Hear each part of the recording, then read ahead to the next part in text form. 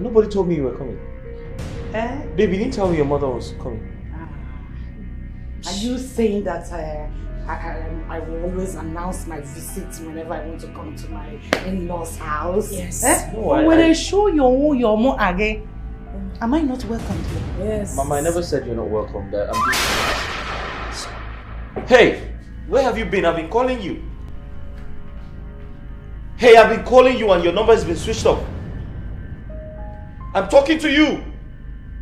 Are you okay? I guess she's fine. You know what? Just you know she's been out the whole day. She's probably very, very tired, and she needs to rest. I would advise she go into her room and take some rest. Okay?